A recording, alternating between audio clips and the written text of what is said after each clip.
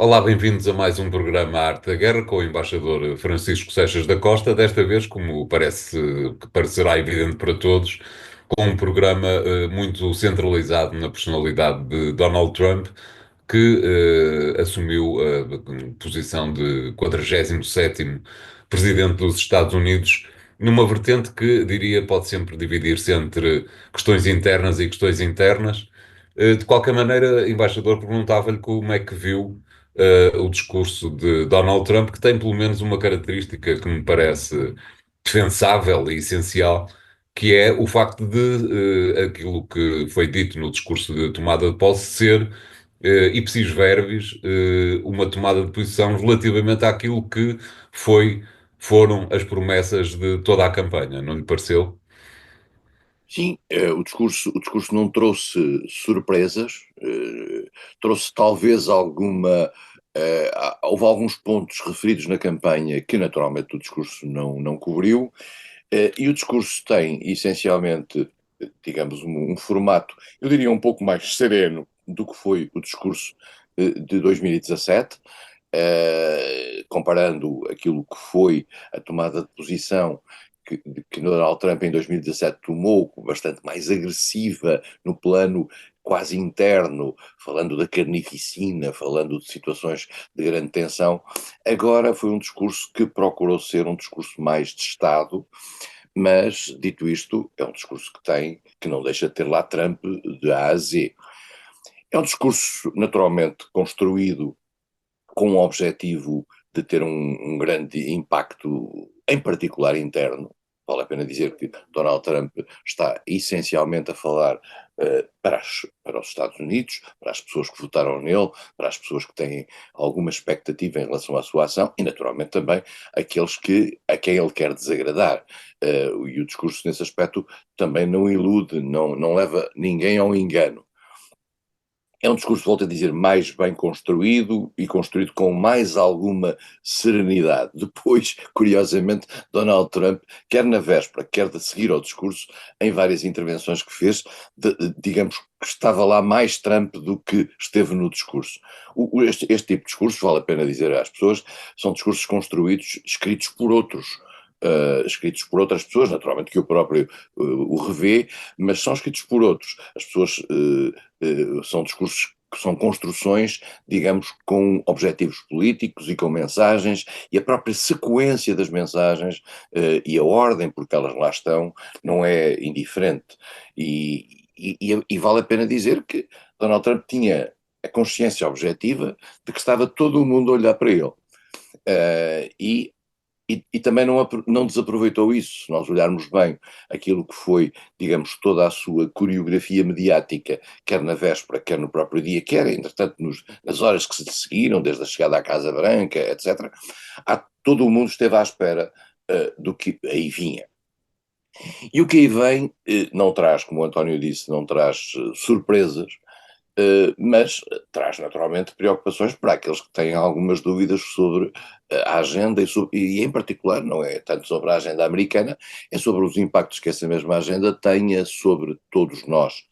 E aí há aspectos importantes e que já vamos observar. Como disse, o discurso é um discurso para uma audiência americana. Eu diria que, de certa maneira, nós ficamos a perceber melhor a América através deste tipo de discursos. Uh, uh, Trump é muito claro relativamente às pessoas a quem se está a dirigir. Está-se a dirigir a uma América que vivia preocupada e que vive preocupada com as questões da imigração. Trump não hesita um segundo entre ligar as questões da imigração às questões da criminalidade. Trump diz que os venezuelanos esvaziam as suas cadeias de pessoas, de criminosos as seus hospitais mentais, psicológicos, mentais e mandam-nos para os Estados Unidos. Portanto, os Estados Unidos assim, uma espécie de cesto do lixo da criminalidade mundial, o que nós sabemos que não é necessariamente verdade, mas que faz parte daquilo que é uma certa mitologia, as tais percepções de insegurança de que Portugal também está cheio noutro registro mais leve. Isso aí Trump reage a isso e depois liga a isso às fronteiras e tem aí uma frase, que é uma boa frase, há algumas boas frases neste discurso, os speechwriters fazem algumas boas frases, e há uma boa frase, e nós já lá iremos, que tem a ver um pouco com a Ucrânia, quer dizer assim, nós não podemos estar a gastar dinheiro a defender as fronteiras dos outros quando temos a nossa fronteira desprotegida. É uma boa frase porque aquilo que os franceses chamam bon mot, porque na realidade corresponde àquilo que é a preocupação de grande parte da população, de parte da população americana. O Trump teve 70 e tal milhões de votos e não é por acaso que os teve, relativamente àquilo que é a percepção de entrada de muitos migrantes pela fronteira do México. Esse é um aspecto importante. Depois estão lá os sinais religiosos. Os sinais de que foi salvo por Deus, o que dá também uma espécie de, eu diria, de esperança divina a Trump. Trump é a figura que, no fundo, recupera uma dimensão quase divina da presidência. A presidência. Ele está lá porque Deus quis, não o deixou matar, e, portanto, é ele que vai, digamos, salvar, no fundo, a América. É um pouco uma monarquização do regime, não lhe parece, embaixador? Completamente, completamente. Agora usa-se muito em termos empresariais, é um país unipessoal. E é um país unipessoal claramente, quer dizer, Trump coloca-se no centro do processo e coloca-se, a América sou eu, no fundo, é um pouco isto. Isto depois tem declinações interessantíssimas ao longo de todo o discurso, que é marcado por uma coisa muito interessante, que os discursos europeus são discursos que, obviamente, quem chega ao poder quer dizer nós vamos fazer isto, vamos fazer aquilo, etc. Mas há algum cuidado, nomeadamente em relação aos problemas, às dificuldades e à necessidade de ter. Para Trump não há dificuldades. Tudo vai ser fantástico, tudo vai ser beautiful, tudo vai ser great, tudo vai ser espantoso, quer dizer, há uma noção de que não há limites em termos de ambição para a América com Trump lá em cima. Isto é uma coisa interessante porque ao mesmo tempo é galvanizador, vamos ser claros, é galvanizador para as pessoas. Para quem vem de uma administração que confessava algumas dificuldades, a administração Biden, chega alguém que diz, não, eu vou resolver isto tudo, em todos os aspectos. Eu não quero, vou resolver as guerras que existem e não vou criar novas guerras. Vamos resolver o problema da educação, vamos resolver o problema da saúde, vamos resolver... E tudo está resolvido. O caso mais espantoso e mais interessante é o caso do poder de compra, da inflação. Trump tem várias coisas, coloca várias coisas em cima da mesa que são entre si contraditórias, que é, por um lado, fazer taxas alfandegárias brutais relativamente a quem vem, não é? Aos produtos que vêm de fora, e por outro lado dizer nós vamos combater a inflação. Ora bem, como não é possível fazer uma substituição de produtos interna, e já iremos lá, porque se fizesse a substituição de produtos interna, dos produtos que ele importa do estrangeiro, teria que lhes pagar os salários que a América paga, logo isso tem uma consequência na inflação. Ele vai impor tarifas ao que vem, mas ao que vem, ao impor tarifas, isso depois declina-se também nos preços. E, portanto, há aqui uma contradição objetiva entre, por um lado, fazer uma espécie de uma barreira proteccionista à volta da América em matéria de produtos, criando dificuldades à entrada de produtos estrangeiros, e ao mesmo tempo embaraçar o mercado. Ou esses produtos desaparecem do mercado, o que não faz muito, não rima muito com aquilo que é a tradicional abundância, digamos, do consumo americano, ou os produtos têm que ser produzidos internamente, como eu disse, e isso obriga a pagar-lhes salários americanos. Não é por acaso que as empresas americanas deslocalizaram para outros sítios. É exatamente para ter mão de obra mais barata e para ter condições sociais de produção diferentes. E, portanto, há aqui uma contradição, mas isto é indiferente. E é indiferente, digamos, porque Trump está a olhar para a frente, não está a olhar para o presente, não está a olhar para nada, para nenhuma limitação. E, portanto, há aqui coisas muito interessantes. Depois há aqui um ponto que Trump insiste muito e que faz parte de uma agenda ideológica, porque todo este discurso é muito ideológico. E essa agenda ideológica tem a ver com a questão do género e com a questão de só há dois sexos, o homem e a mulher, e portanto tudo aquilo que sejam as declinações que nós conhecemos relativamente a esse trabalho de natureza cultural sobre as várias diversidades de natureza sexual, Trump fala-os desaparecer num segundo, dizendo esta dualidade clássica. E isso cai bem aos ouvidos de muita gente nos Estados Unidos e até cai bem seguramente até aos ouvidos de muita gente em Portugal. O fim dessa agenda, e ele depois também, digamos, dá sinais de que quer essa agenda decomposta em termos do vário comportamento cultural nos Estados Unidos, é uma mudança radical. É uma mudança radical e é uma mudança que cai bem aos ouvidos conservadores. Os ouvidos conservadores ficam muito, digamos, Cansados. acalmados por isso. Depois, o que é que temos mais? Temos a questão da violência, temos a questão o que aconteceu já depois do discurso, mas que vale a pena ligar ao discurso, que é a questão do perdão ao ataque ao Capitólio, feito no dia 6 de janeiro de 2021, em que morreu gente, que foram destruídas coisas, e Trump faz um perdão a essa gente. E faz um perdão a essa gente, e vale a pena dizer, isto é que é verdadeiramente escandaloso, na minha opinião, dizendo os reféns do 6 de janeiro. Ora bem, no momento em que estamos a tratar de reféns dos massacres em Israel, e em que se está a procurar tirar os reféns que lá estavam, falar de reféns, equiparar um bando de arruaceiros que assaltaram o Capitólio para defender a posição de Trump em 6 de janeiro de 21, com os reféns, porque no fundo a palavra é a mesma, e a tentativa de criar uma similitude está lá, de Israel é obscena. Quer dizer, é obscena e até, digamos, passa os limites mínimos de indignidade. Depois, portanto, há aqui uma noção de que vamos apagar o passado, há um grande ataque, e esse ataque era expectável, àquilo que foi a ação da administração anterior, a administração Biden.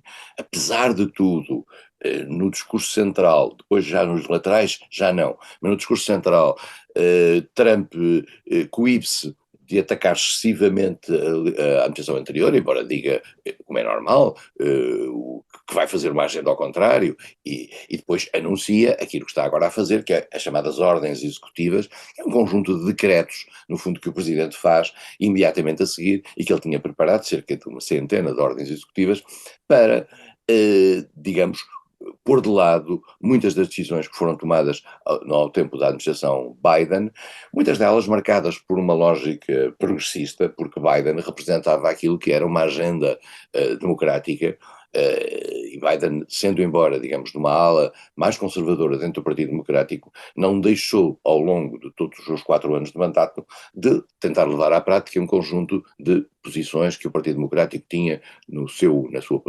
programa. E Trump vai varrer tudo isso.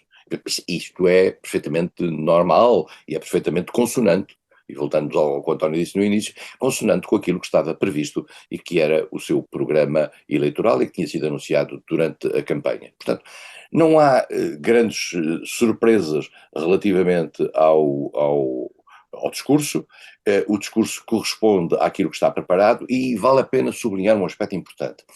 Contrariamente a 2017, Trump começa a sua administração anterior, em 2017, esta administração Trump fez uma muito cuidada preparação do seu arranque.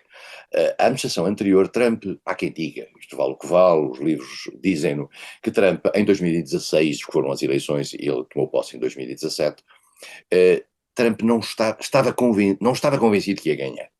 E, portanto, de repente, cai-lhe o poder nos braços.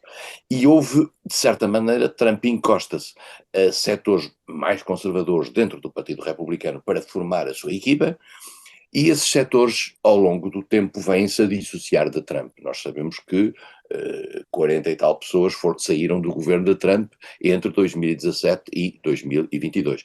Isso, 2021. E, portanto, nós hoje vemos que Trump afastou essa gente, afastou gente dessa origem e foi buscar uma equipa nova muito marcada por uma agenda ideológica hiperconservadora, da qual, digamos, a cara principal é o seu vice-presidente J.D. Vance. E, portanto, estamos aqui para um tempo bastante, como se costuma dizer na linguagem moderna, desafiante. Obrigado, embaixador. Vamos fazer aqui o primeiro intervalo do programa de hoje. Continuaremos na segunda parte com o mesmo tema. Até lá.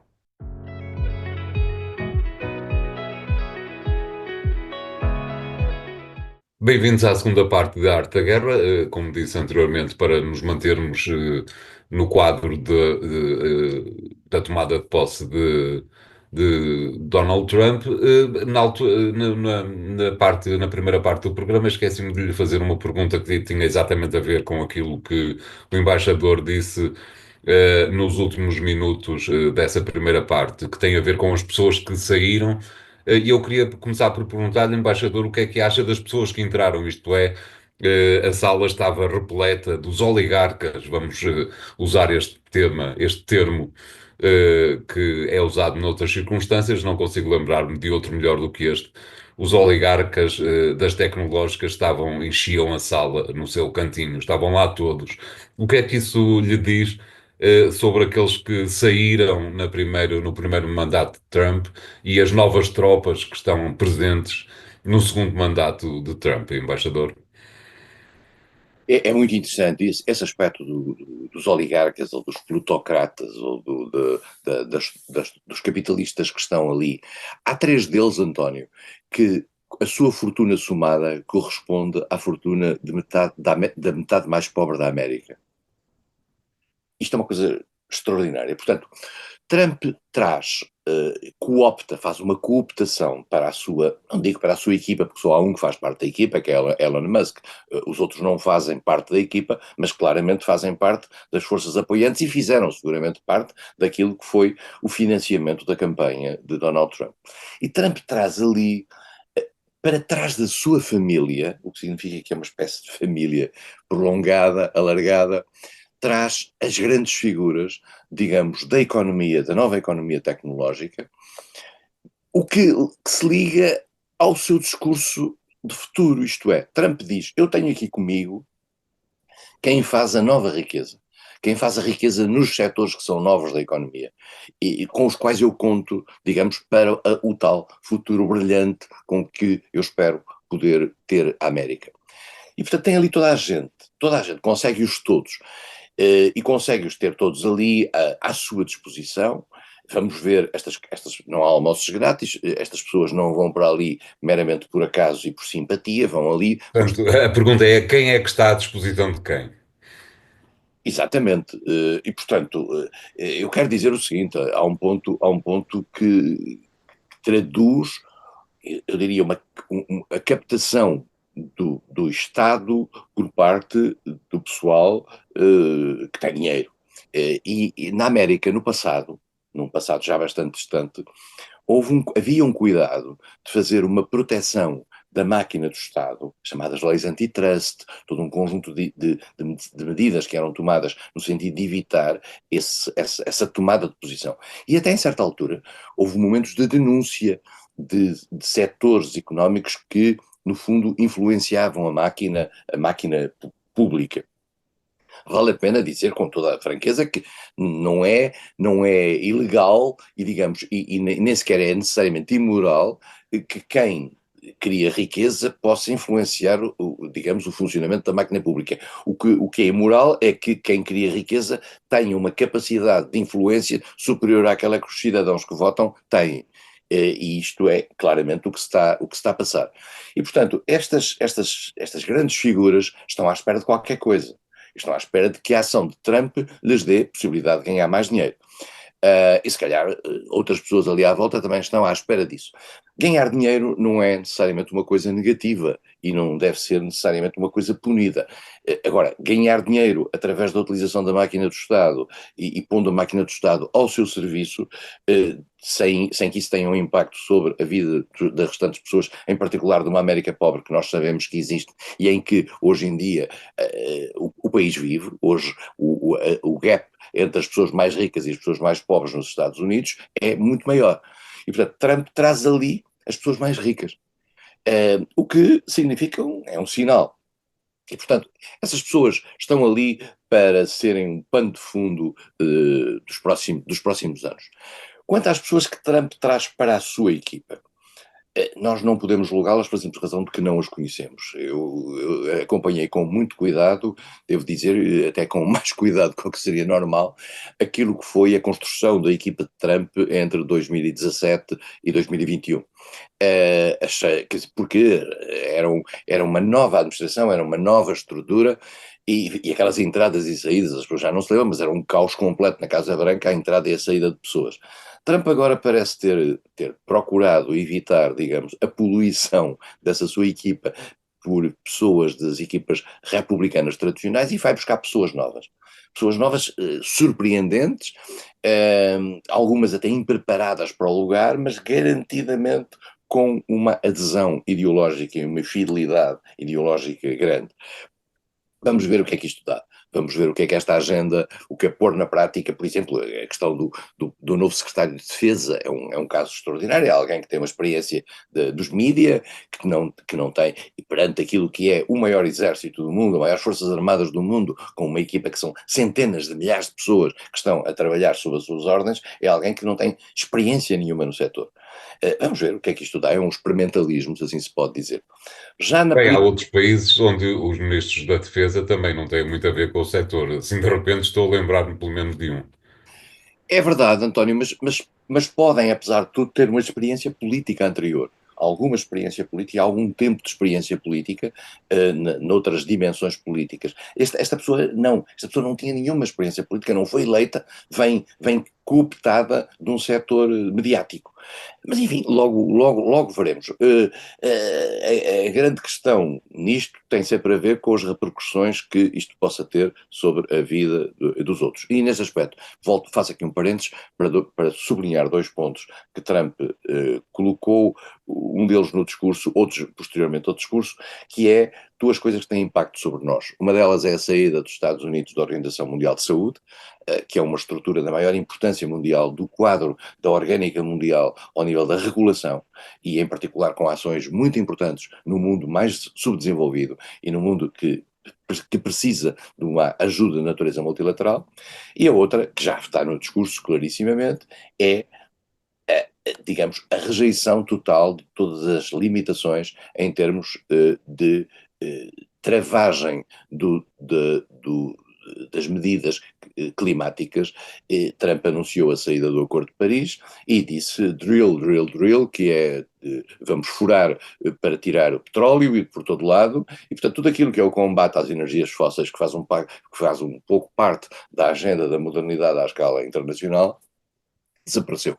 E, portanto, Trump até fez, digamos, deu alguns sinais contra as energias renováveis e contra isso, e mesmo contra os carros elétricos, curiosamente, tendo atrás de si Elon Musk, portanto, Musk vai ter que viver com esta dualidade, e também, Musk também é alguém que tem os Tesla a serem produzidos na China e que se acaso vierem a subir as tarifas aduaneiras, vai pagar, digamos, alguma coisa, mas deve haver outra coisa, digamos, no outro lado da moeda.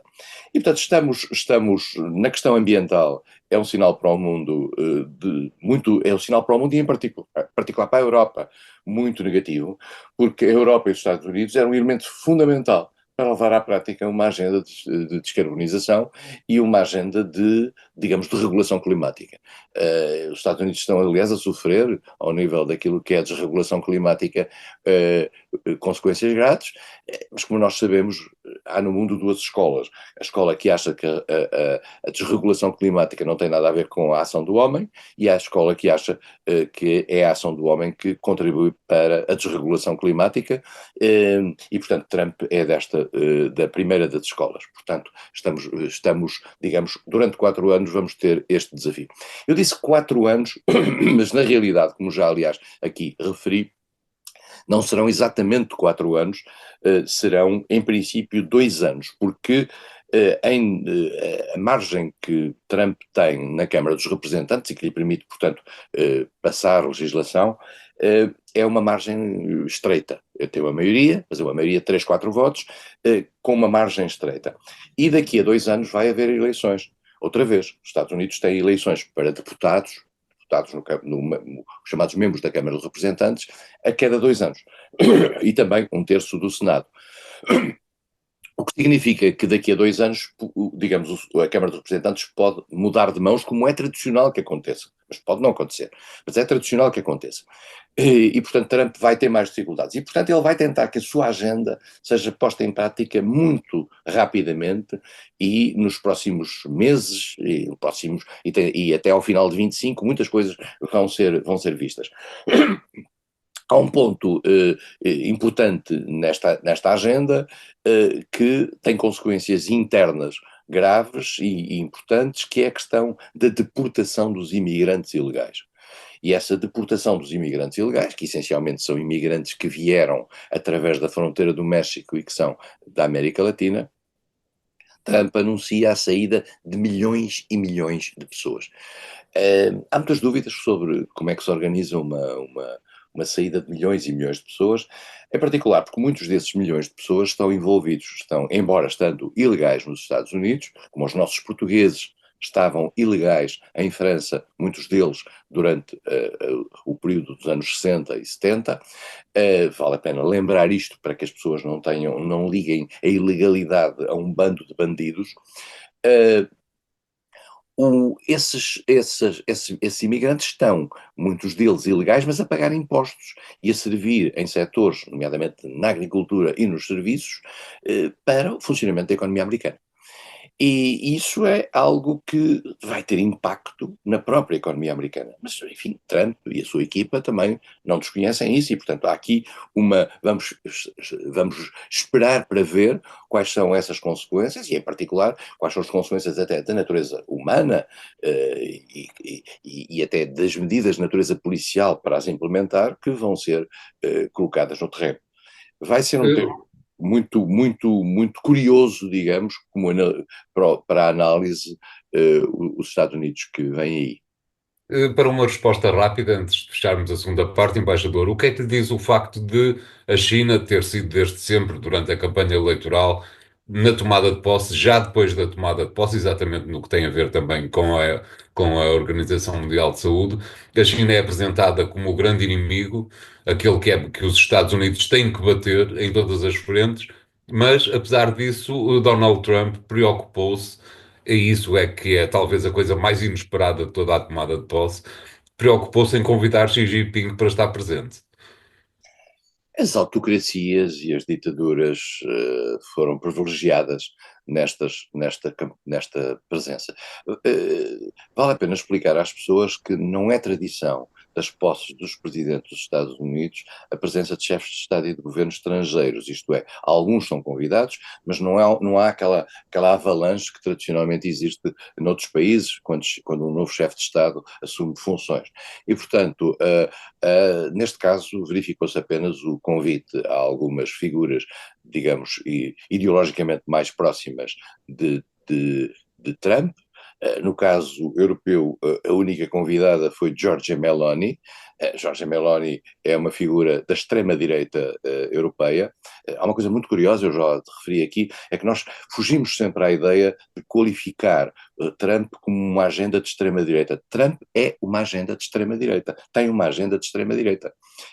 porque se cola perfeitamente à agenda de extrema-direita europeia. Nós na Europa chamamos de extrema-direita. Nos Estados Unidos temos uma espécie de um pudor de tratar as coisas assim. Não, Trump é um homem de extrema-direita, tem uma agenda de extrema-direita e por isso mesmo é que as pessoas que foram convidadas por ele são da extrema-direita europeia. Em França foi ao ponto de não convidar Marine Le Pen, o que aliás é um elogio quase para Marine Le Pen, e convidou Henrique Zemmour, que é da extrema-direita, é o seu convidado. E, portanto, as coisas não enganam. A agenda que aí está é uma agenda radical.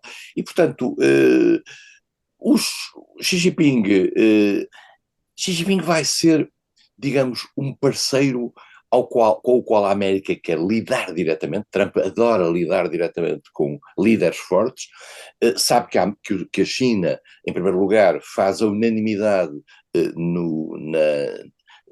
na vida política americana de ser o adversário principal dos Estados Unidos, e deu-lhe esse gesto. Não faz esse gesto relativamente a Vladimir Putin, não trouxe Putin à posse, mas, digamos, não estaria muito longe de o fazer.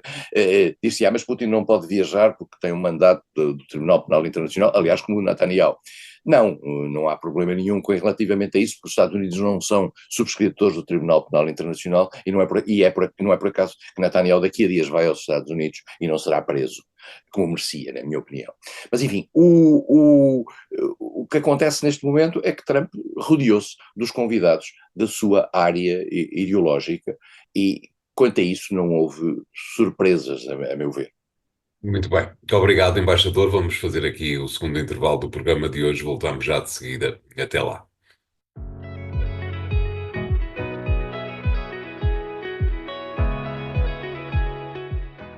Bem-vindos à terceira parte de A Arte da Guerra.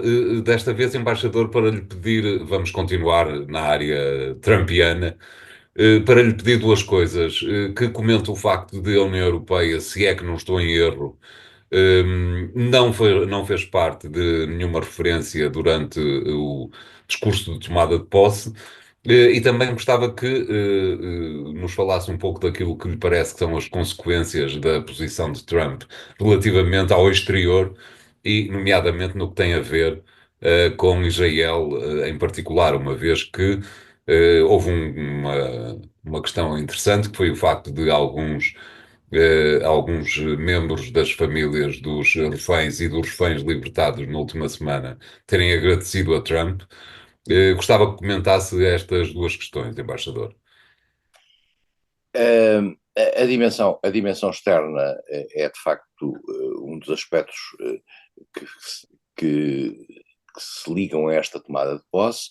É verdade que a União Europeia não esteve presente, ou esteve apenas Meloni, para significar que Trump fez uma espécie de pesca à linha, e isso no fundo que acaba por ser, de certa maneira, um elogio à União Europeia, isto é, nem a senhora Ursula von der Leyen, nem o Dr. António Costa foram convidados para estar presente. Não é nada de que surpreendente. Depois não é nada surpreendente que Trump não fale da Europa. Não, Joe Biden, já ninguém se lembra, Joe Biden não falou da Europa no seu discurso de posse há 4 anos. Uma palavra sequer sobre a Europa. Joe Biden que, digamos, aparece como hoje endeusado em função daquilo que é a presença de Trump no poder. E, portanto, a Europa não faz parte da agenda. António, faz-me lembrar uma coisa que é, quando há um discurso, quando toma posse um governo português, no discurso de posse do primeiro-ministro português fala-se sempre do Brasil. Eu não conheço, não tenho memória de nenhum discurso de posse de nenhum presidente brasileiro que alguma vez falasse o nome de Portugal. As pessoas não sabem isto, mas isto é assim. As coisas são assim. Há uma assimetria na importância das coisas. E, portanto, Trump tem para a política externa duas figuras essenciais. Uma delas é o novo secretário, o novo Conselheiro de Segurança Nacional, que é uma figura com alguma preparação no setor, e o outro é o Ministro dos Estrangeiros, o Secretário de Estado, como se costuma dizer na linguagem americana, Marco Rubio. Marco Rubio é um homem de origem cubana, é um conservador, foi candidato a presidente no passado, do Partido Republicano, foi às primárias do Partido Republicano, é um homem que tem uma posição conservadora tradicional e, de certa maneira, digamos, procura dar um ar sossegante à política externa. Mas vamos ver se o Rubio vai ser posto à prova, porque o Rubio no passado apoiou as medidas americanas de apoio à Ucrânia contra a Rússia e agora muito provavelmente vai ter que titular, provavelmente em tandem, quer com o Conselho de Segurança Nacional, quer com o enviado especial Kellogg, que os Estados Unidos têm para a Ucrânia, vai ter que articular uma nova política para a Ucrânia e para a relação com a Rússia. Vamos ver o que é que isto vai dar. Mas parece-lhe que no caso da Ucrânia, as coisas podem correr bem, isto do ponto de vista de Kiev, evidentemente. Digamos, se é em relação à agenda de Kiev, não vão correr bem. Isto é, não há nenhum cenário, na minha opinião, pode ser que as coisas evoluam, mas não há nenhum cenário que não, atendendo àquilo que Trump tem dito, atendendo àquilo que J.D. Vance, o seu vice-presidente, tem dito, e que outras personalidades ligadas a este quadro têm dito, não há nada que não passe num sacrifício por parte da Ucrânia relativamente a algumas concessões de natureza territorial perante digamos, a invasão russa. E, portanto, vamos ver. Marco Rubio, volta a dizer, era de uma linha ligeiramente mais pró-ucraniana. Portanto, estamos todos à espera do que vem aí, muito provavelmente, depois de um encontro que Trump pode vir a ter com Vladimir Putin. E vale a pena também dizer o seguinte, estes encontros não se esteja à espera de que, na sequência destes encontros, vá haver uma decisão. Não. Estes encontros são preparados. Estes encontros a este nível são sempre preparados. E, portanto, quando Trump se senta ao lado de Putin ou de outro líder relativamente a uma questão muito importante, os resultados desse encontro já estão negociados a priori. Ninguém vai para uma negociação, para um encontro destes com a agenda em aberto.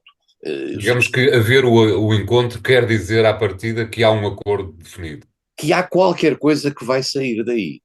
Estas coisas são o que são, eu tenho algumas décadas nesta área e sei exatamente como é que isto se processa. Portanto, não vale a pena ter a certeza de dizer, não, eles vão se encontrar e depois ali decidem qualquer coisa. Não é assim. As coisas são preparadas a priori. E, portanto, havendo um encontro, como o António diz, há qualquer coisa que vai sair dali e que justifica o cenário e a coreografia do encontro. Vamos ver o que é que vai ser. A Europa está muito assustada. A Europa está muito assustada porque teme que haja um desinvestimento rápido por parte dos Estados Unidos naquela área. A Europa está preparada para fazer um esforço. Trump falou sobre a necessidade de garantir no quadro NATO pelo menos 5% do PIB para efeitos militares. Vamos ver o que é que se há tempo para isso, porque entretanto também há um tempo de maturação deste tipo de decisões e a decisão da Ucrânia tem que ser rápida, digamos, se Trump quer tirar algum efeito. E portanto, por aí as coisas estão com alguma expectativa. No quadro do Médio Oriente, Trump teve um papel, não vale a pena escondê-lo, importantíssimo naquilo que foi levar Netanyahu a criar inclusivamente e a viver com uma crise política interna para rapidamente fazer um cessar-fogo esse cuja sustentabilidade no tempo é mais do que duvidosa, o próprio Trump o diz, aliás, já depois do discurso de posse. E, portanto, o processo de começo da retirada dos reféns tem lugar. Também nós devemos perceber que no dia em que o Hamas perder os reféns, fica completamente à mercê do regresso do exército israelita a Gaza. E, portanto, há aqui entre a obscenidade que é raptar mulheres e crianças, homens, mulheres e crianças civis, que não estão armadas, e a obscenidade de depois esmagar completamente a população civil de Israel de Gaza, e há declarações extraordinárias de dirigentes políticos israelitas dizendo que o que é que vai acontecer a seguir, que vamos criar-lhes dor e sofrimento nos tempos que aí vêm. Portanto, Trump sabe que vai ter Israel, vai dar mão livre a Israel e que isso corresponde a um sentimento interno dentro dos Estados Unidos. Mas há um ponto importante que vale a pena sublinhar. Trump não quer novas guerras e, portanto, vai dar a Israel mão livre, nomeadamente na questão iraniana, e tendo atenção em particular aquilo que é o quadro novo que existe na Síria, que permite a Israel alguma maior liberdade e alguma contenção do Hezbollah no Líbano, que os últimos afrontamentos acabaram por criar. vai dar uma mão livre a Israel na zona como um elemento para a regulação, para uma nova regulação no Médio Oriente. Uma nova regulação que naturalmente é aquela que interessa a Israel e aos Estados Unidos. Mas Trump não quererá e terá, e falo-á de forma, a meu ver, extremamente forte, não quererá que há uma ação de Israel passe de determinado limiar que possa obrigar, por exemplo, possa criar uma fogueira na região que obrigue ao regresso de tropas americanas à região, como aconteceu no caso do Iraque, etc. E, portanto, Trump tem o cuidado vai ter o cuidado de travar, de certa maneira, Netanyahu. E eu acho, posso estar enganado, mas acho que Netanyahu vai se sentir muito menos confortável com Trump do que se sentia com Biden. Netanyahu chantageou Biden ao longo destes 4 anos. Biden foi cúmplice objetivo de todos os massacres que se fizeram em Gaza, eu digo isto com todas as palavras, porque foi completamente incapaz, porque estava condicionado pelo lobby interno que existe nos Estados Unidos a favor de Israel, republicano e democrático, e Biden foi dando espaço a Netanyahu para fazer mais ou menos o que quis. Trump também vai dar, mas vai estabelecer algum limite nessa matéria, porque Ou tem. seja, Netanyahu não é o primeiro-ministro de Israel que Trump quer à frente do país. Netanyahu, no início, tinha boas relações com Trump aqui há uns anos, depois houve uma desregulação dessas relações e Trump já disse coisas, já há expressões de Trump contra Netanyahu muito fortes. Trump não quer, essencialmente, que os Estados Unidos tenham um problema por causa de Israel. Trump sabe que Israel faz parte da estratégia ocidental, vale a pena dizê-lo. Israel é uma espécie de cunha ocidental no Médio Oriente. Vamos ser claros, são pessoas que se vestem como nós, que não têm aqueles trajes compridos, vestem-se como nós, põem gravatinha, são ocidentais ali incluídos e fazem parte da estratégia de controle do Médio Oriente por parte dos Estados Unidos e do mundo ocidental em geral. E por isso é que o mundo ocidental, nomeadamente a Europa, favorece Israel, tanto mais que Israel era uma democracia num mar de ditaduras. E, portanto, Israel tinha essa vantagem moral. Israel perdeu ao longo destes anos, está-se a transformar num estado de apartheid e, digamos, a autoridade moral de Israel desapareceu brutalmente com este mini-holocausto em Gaza. E, portanto, estamos neste momento com um Israel diferente. Trump não quer que Israel seja condicionador da política externa americana. Esse é um ponto que me parece muito importante. Trump não quer que uma aventura de Israel, para além de determinados limites, lhe possa vir a criar a necessidade de ter tropas no terreno outra vez, porque esse não é o sentimento que hoje maioritário que se tem nos Estados Unidos. Muito bem, embaixador, acho que percorremos todo o discurso de exatamente meia hora da tomada de posse de Donald Trump. Vamos, evidentemente, continuar a manter o foco naquilo que vai sendo o desenvolvimento da política interna e externa destes novos Estados Unidos, deste novo Eldorado, como o próprio disse na abertura. Obrigado, embaixador. Ficamos hoje por aqui. Continuem a seguir-nos e a voltar a ouvir as importantes coisas que foram ditas neste programa, que encontrarão nas redes sociais do Jornal Económico. Obrigado e até para a semana.